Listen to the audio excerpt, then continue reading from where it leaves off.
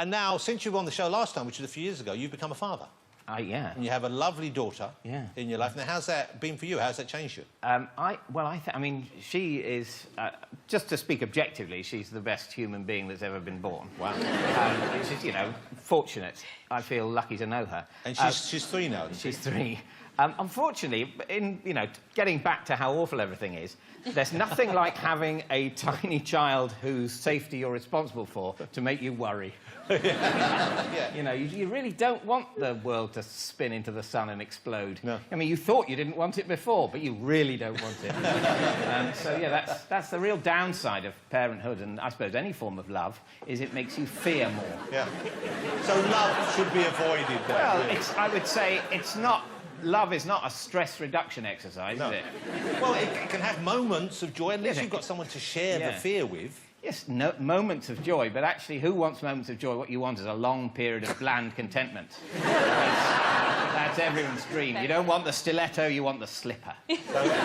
So you'd give up the peaks if you could avoid the troughs? Well, it's not the choice I've taken, is it? I'm a family man. I've made bad choices, and I'm constantly worried. Yeah. Do you share that with her yet? No, I try and pretend everything's OK. Because I think a very good way to start a relationship with a child is by lying. Yeah. You can't go wrong with that. And, yeah. How's it going to affect... Because you're about to go on tour, I believe. Yeah, I'm doing a live improvised show with Rob Brydon and Lee Mack from So this is... So it's the 3 of you are the stars of Would I Lie to You? Yeah. So why not take Would I Lie to You on tour? Well, the people who own the idea of Would I Lie to You don't want us to take Would I Lie to You on tour. So you're sort of doing it without doing it? Yeah, well, no, it's totally different. I mean, it's us, but they don't own us. I mean, we weren't their idea.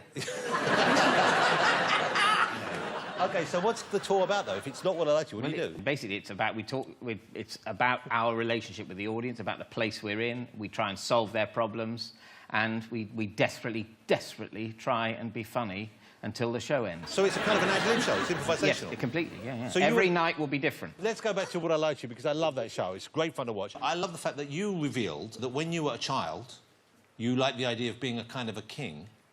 Oh, yeah. And what would you do if you wanted attention or if you wanted anything brought to you? I had a little bell that I was indulged.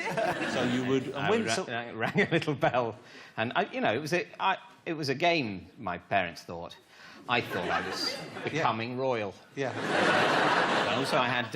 I remember I got in the winter, my hands would get sort of chapped on the back. You know how you can, and I loved that because I looked at my hands. I thought, oh, I'm an old king.